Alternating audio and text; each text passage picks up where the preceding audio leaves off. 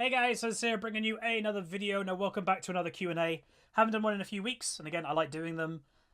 Gives you guys the opportunity to ask a YouTuber or someone you watch questions about pretty much anything. Today's actually going to be a Snapchat special, so I've got my phone at the go, and I'll open them up, and if it's a good question, I'll answer it. But I also thought I'd mention I've got my big lollipop, so if I occasionally go for it, don't blame me. So, right, first one is what is the biggest cons of working as a YouTuber / streamer apart from not having colleagues?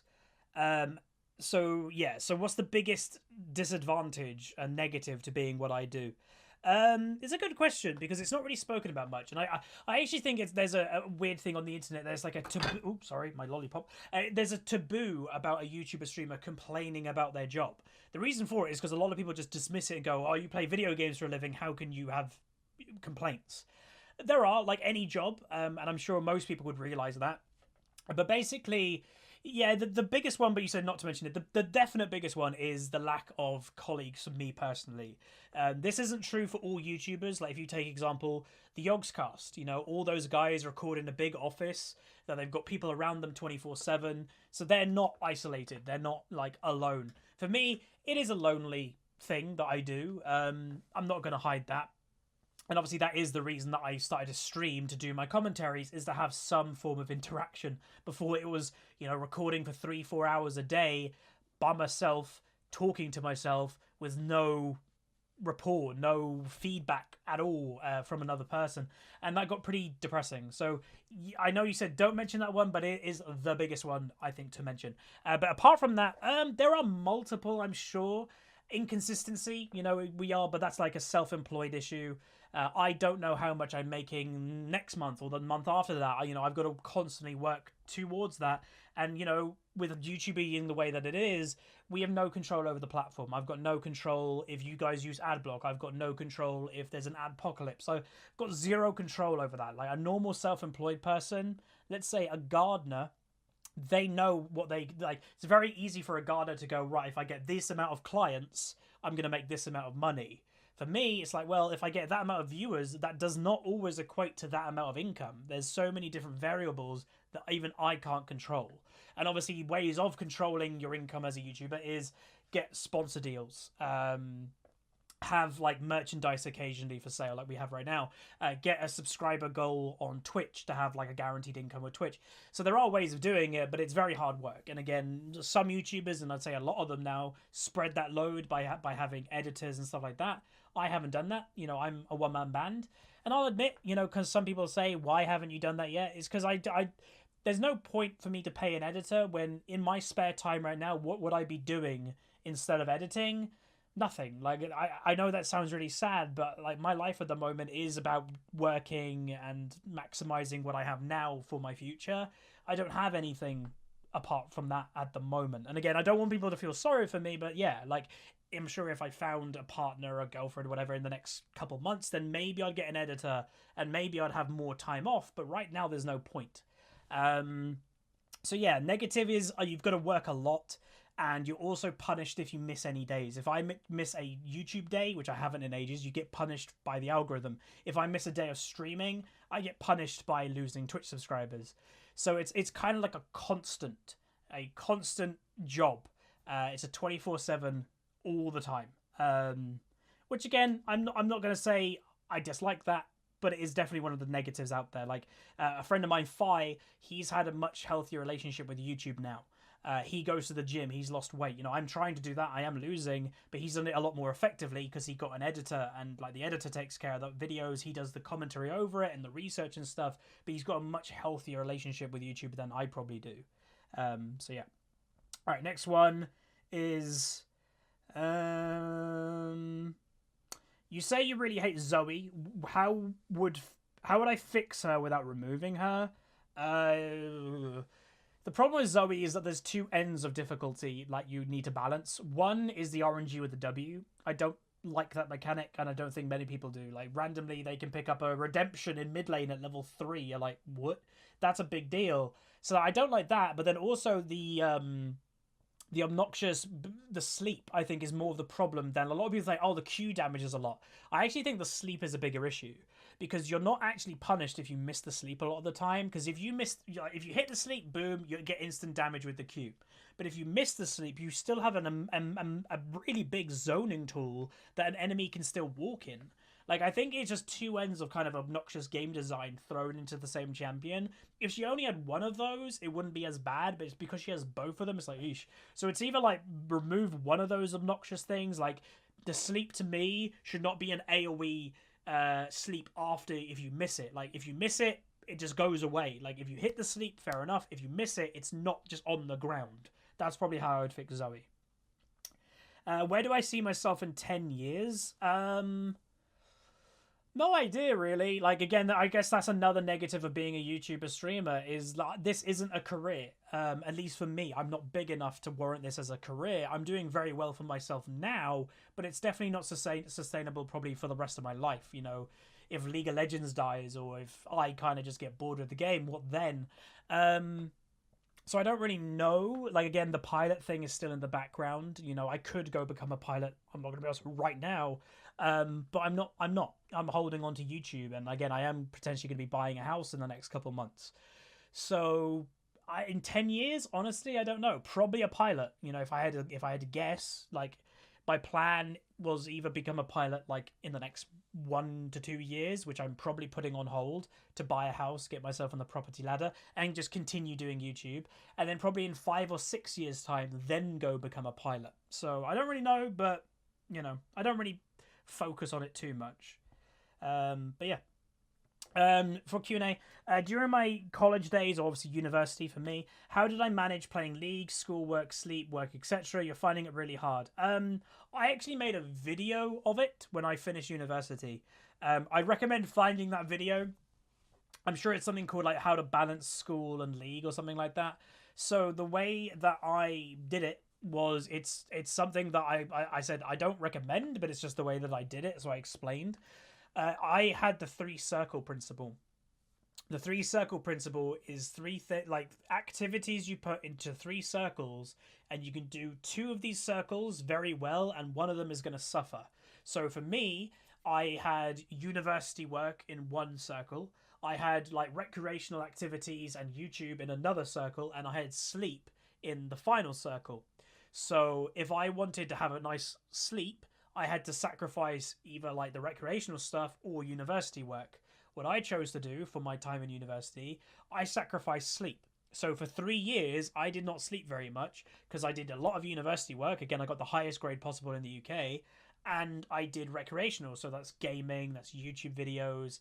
That's what I did. So I didn't sleep very much, and I did the other 2 a lot. And it worked out for me, but obviously those were not easy 3 years because, again, you were doing a lot and without much sleep. So it's up to you. Like, again, I wouldn't recommend it because sleep is important for your health, but still.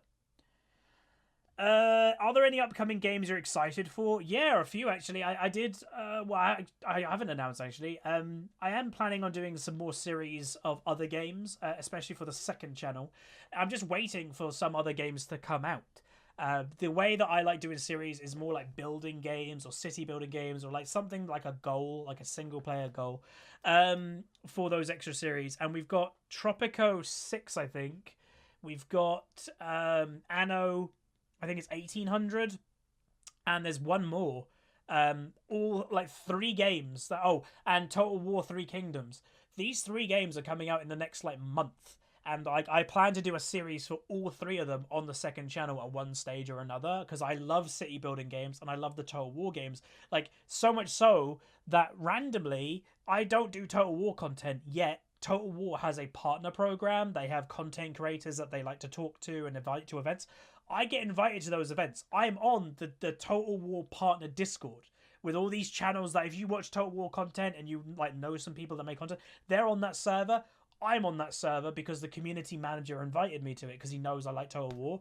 So yeah, I like those games, but they're games generally I play in my own spare time.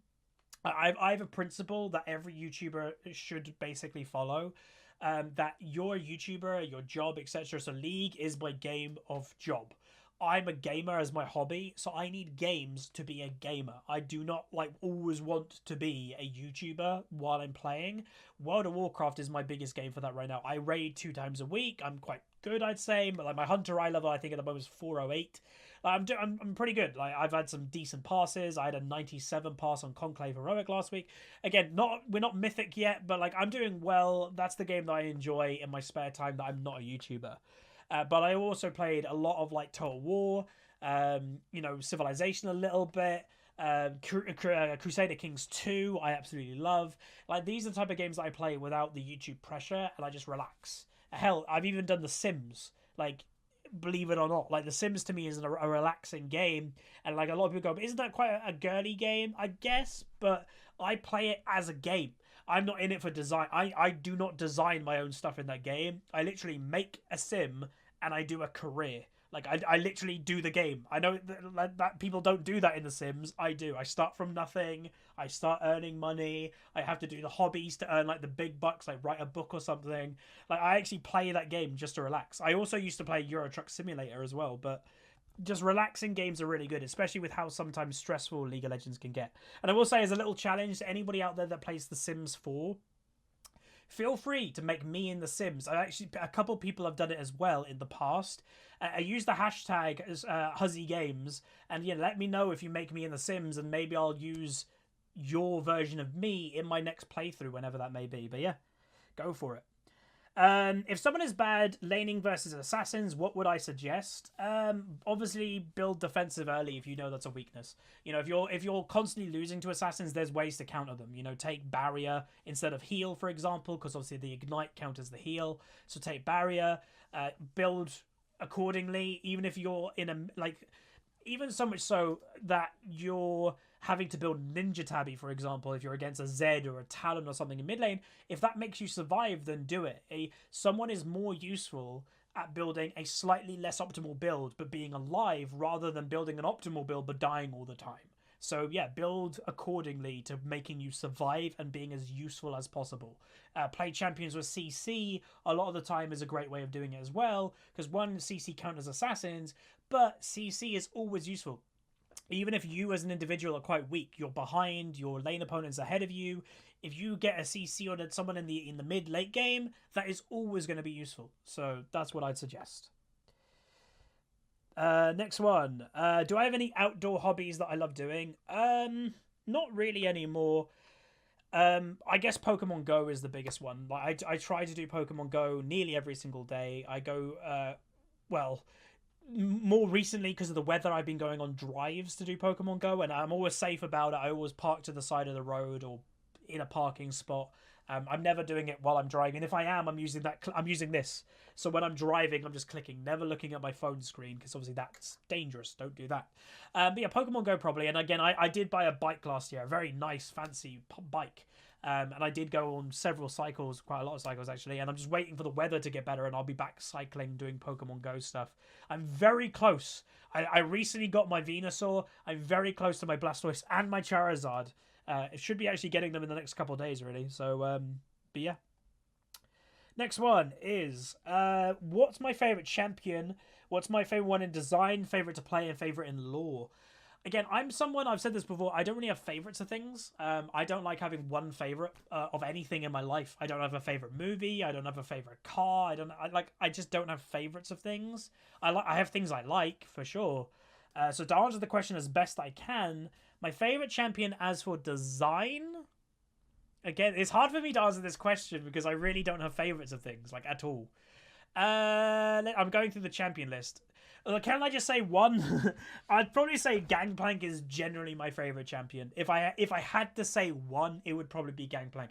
I love pirate themes. You know, my hunter in World of Warcraft, my main hunter has a pirate transmog. Like, I look like a pirate kind of admiral ship hunter, kinda, but with armour.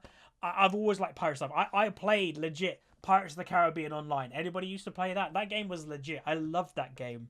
But I was a kid with no money back then, so I had like the stupid little ship. I've still been waiting for a legit like World of Warcraft version of pirate game. Like, I was hyped for Sea of Thieves. That turned out to be a little bit boring. I was hyped for Atlas. That turned out to be kind of bad. So like I've been waiting for a pirate MMO, like a legit pirate MMO, but just one never has really come out. But yeah, like just to answer it very easily, Gangplank is probably just the one. Next one is best advice for a less aggressive support main to play. Ooh, so if you're a support main and you know you're not aggressive, again, like I've always said, you can climb with support, but a lot of time you have to play aggressive because the higher rating you go, it's the support that is winning the lane in bot lane. You'll always see losing bot lanes is literally the support that just doesn't want to be aggressive. That's the people that lose. So it's obviously it's hard for me to give advice because the higher rating you go, you have to start playing aggressive as support. But obviously, if you're not an aggressive support, then obviously you'd probably be playing the Sorakas, the Namis, etc. like that. It's really hard for me to give advice because a lot of the advice with playing those champions is even poke, do auto attacks and stuff like that. So I don't know. It's hard. What would I advise? I guess like limit your deaths as much as you possibly can. If you can focus obviously on helping your AD carry, great. But if you as an individual just don't die, at least you're not feeding gold to the enemy and stuff like that. So again, it's hard for me to give advice because I would not advise people to play passive as a support. I'd actually advise the opposite. But yeah, just limit your deaths as much as you can. Next one is apart from Total Biscuit's impact on you, what else made me start doing YouTube? So yeah, for those that don't know, Total Biscuit, without him, I wouldn't be a YouTuber. But really, it was two YouTubers. So again, to the question, what else made me do it? It was two. It was Total Biscuit and Jesse Cox. Those two YouTubers that, you know, I only watch one of them, obviously, to this day, because Total Biscuit passed a year ago. I still have his poster up on that wall. Those two told stories of they started YouTube when their lives weren't great. Jesse Cox was a teacher. I think he got fired or he resigned as a teacher. It just wasn't for him. And he was in like doing WoW radio stuff. And he was like, screw it. I'm just going to make WoW videos while I'm unemployed and see where it goes. It blew up more than he thought. And he's now got nearly 1 million subs. Again, he's not really like, I think I gain more subscribers than Jesse nowadays, but he is a much bigger YouTuber, so he's like got good foundations, and he's obviously, again, I've never really done it, but like a lot of YouTubers I found out that have Patreons. Do you guys know that Jesse Cox and like Nerdcubed both have Patrons that make $10,000 a month? I had no idea. So those guys don't have to care what YouTube content they upload. They can just do anything they want. That would be the dream, but obviously I don't do that. But yeah, Jesse Cox, he just did it because it was for fun. Total Biscuit, kind of the same story. Just did it for a passion. It kind of blew up. And I watched a lot of those guys back in the Cataclysm beta. But it kind of taught me that if you're bored, why not? So I was very bored. I was on a gap year between sixth form and university. I was pretty down. My life was pretty bad back then. All my friends moved away. I literally did not go out the house probably for months on end. And I was like, I'm just going to do YouTube for fun, just to kill the time. I was waking up every day at like 3 p.m, not doing anything my whole day, just playing probably World of Warcraft and League the whole day. Started doing YouTube, it blew up more, it gave me something to drive, and YouTube gained my voice back. I lost my voice. I've always been a very chatty person, very confident person, and you know, I've still got a little way to go compared to what I used to be back when I was like 16, I guess, 17, 18 years old, but I owe a lot to starting it, and Jesse and Total Biscuit kind of taught me just do it for fun and see where it goes. I'd say the Yogscast probably have a little bit of that as well on me. You know, I do know some of the Yogscast members. For those that don't know, I actually had the contract literally to join the Yogscast a few years ago that I actually declined. I know a lot of people are going to go, "You're crazy." It was just a contract conflict. So I'm part of a network. To join the Yogscast, I would have had to be part of their network, and the times didn't align. But again, I've still got terps on Twitter, on Skype. I'm pretty sure at any time that if I wanted to leave my network curse, I could just go, hey, can I join the Yogscast? And I'm sure like I probably could.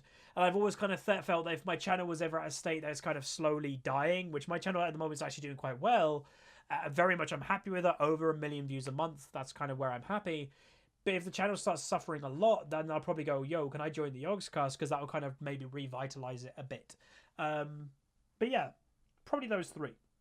Again, it was more just for a boredom. I've always said it, the people that expect things going into YouTube and streaming are always going to fail. I had zero expectations. I did not do YouTube for views or money or anything. I did it just for time.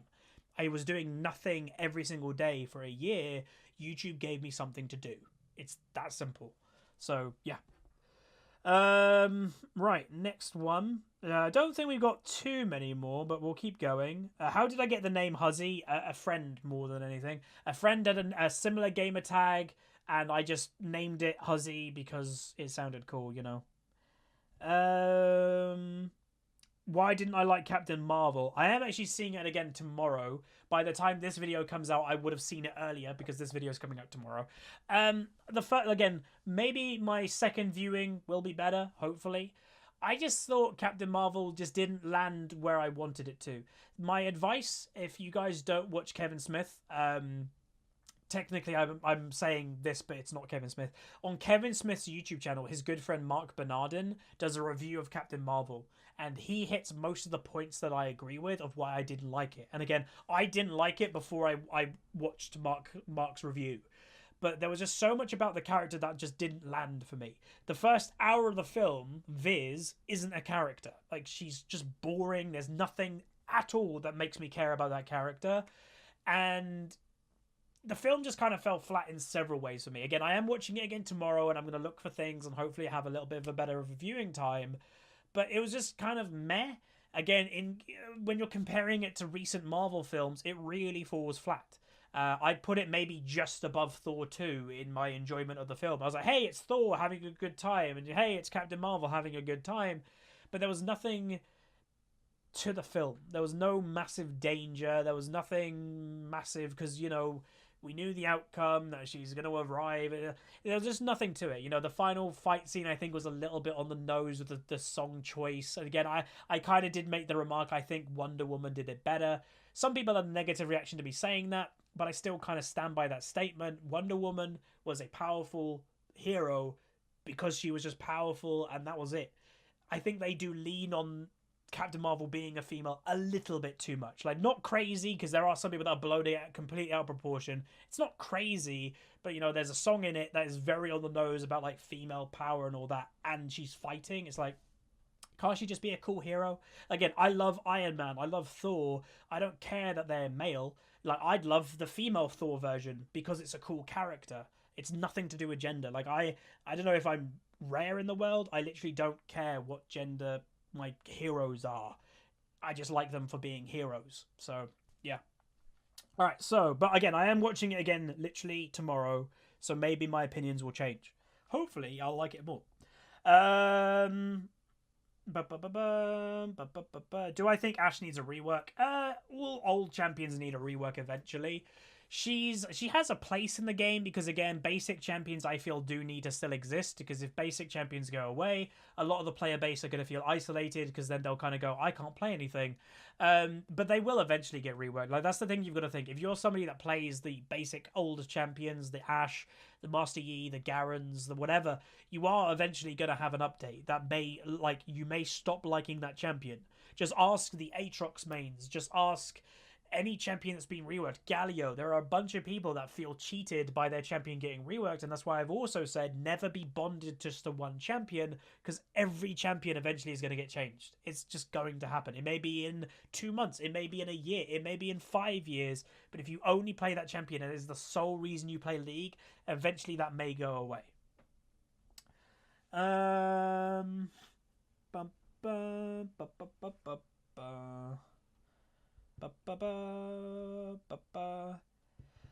Any update on when my Twitch VODs will be available for non-subscribers? They're not. We changed that a while ago. Again, we very much explained it and everybody completely was fine with it, but I guess some people missed the reasoning. It's for job security, if anything. So to make it clear, the Twitch VODs used to get quite a lot of views. And if I equated those views to the YouTube channel, it would be quite a lot of income. For a whole month of VOD reviews on Twitch, it made $40. And to put that in perspective, let's just say if those views went on YouTube, I'd just say that would be a minimum $1,000. Like, just straight away, that would be like for those VOD views to go on YouTube, it would have been $1,000 minimum. But on Twitch, it was $40 because of how bad Twitch ads are. So locking them wasn't just to be like, only Twitch subscribers. It was more that I want you guys to watch it on YouTube, not Twitch. And if you 100% want to watch it on Twitch, then throwing a $5 Twitch subscription every month shouldn't be the biggest of deal. So that's what it's for. So hopefully when people actually hear those numbers, are like, okay, yeah, that kind of makes sense. And by the way, when I did that, I did see an increase of income on the YouTube channel. So yeah, like, I know some people are going to be like, it's a bit like, oh, that's money grabbing, but when it's your job and it's, you know, eventually I'm going to be buying a house and there's bills and I'm been trying to save this money, like, you've got to understand where I'm coming from. Again, it's another negative, I'd say, for being a YouTuber, is anything money related on YouTube or Twitch, people really give you a hard time, but if you turn the tables on them, they get really offended. Like, I've said it before, if you use adblock, I don't want to make you feel bad, but 50% of my audience uses adblock. That means I technically am earning 50% of what I should be on YouTube.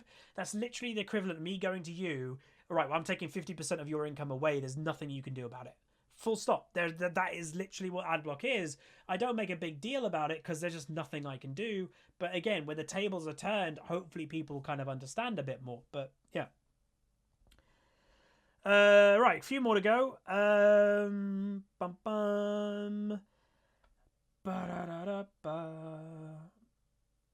Okay, so this is a question that I've had to deal with before. How do I stop getting bored of champions in ranked? It's hard. Again, if you're someone like me, I get bored of champions very easily. Honestly, I don't really know. I still get bored of champions. The only difference with me comparing to a lot of people is I put the groundwork into becoming a good League of Legends player years ago. So I can play all these champions randomly and still do quite well. Still be a diamond player, still get unranked to diamond done pretty easily. Like, for me, it's not a big deal. But if you're a silver player, an average player, and you're doing that, you're going to suffer big time for doing it. So it's really just get your priorities, what you want in League. If you want fun, continue what you're doing. If you want rating, probably do diversity in normal games or flex queue and then have a solid champion pool in ranked. That might be your fix, but yeah, just work out what you want from the game. Again, some people are saying any news about an upcoming champion. I can't spoil anything that I may or may not know. Part of the League Partner Program is having trust with Riot. They tell us things in advance. We do not spoil things. And yes, I do know things, but I'm a stum. What should one consider and learn when starting to jungle? Power spikes of every champion in the game. I think that's an underrated one.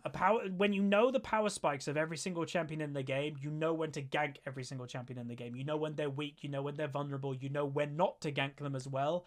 I think that's important. So yeah, try to like kind of research and learn the power spikes of every single champion. And that is the level that they are. Oh, they got that certain item, whatever it may be. Every champion has that moment. They're like, ooh, should I gank them? They're weak, or should I not? Also, knowing the power spikes of your own allies also helps. Oh, my Malphite just hit 6. There's a power spike for me ganking top lane. I'm going to go top lane. It obviously helps. Again, there's a video one, but I don't have audio on right now, so I don't know if that was a question. Someone just said, rate my dog for the Q&A. I guess we can show it to the cameras. There we go. I'm not a big fan of pugs, if I'm honest. So I'd probably say, I'm no meaning to offend, a 4 out of 10. I'm just not a big pug fan. I kind of find them a little bit ugly and they make really weird noises. I'm more of a bigger dog person, like a Rhodesian Ridgeback and stuff like that. So that is going to be it though, guys. Hopefully you enjoyed. This was the Q&A. And as always, in the comment section below, I will be down there. And what we'll say again, we've only got a few more days really until the Anivia codes expire. I've got a few codes left that I haven't given out yet. Feel free to leave questions in the comment section, and if I see a really cool question and, you know, I'm like, hey, that's nice, I'll answer that one. You'll be in the running to win a Anivia bundle, and again, this is for EU West or North America. I think I've got 4 codes left on each server, so yeah, go crazy in the comments, ask some questions, and I'll pick some winners, and I'll also answer those questions too. But that's gonna be it. Like, subscribe, see you guys next time. Peace.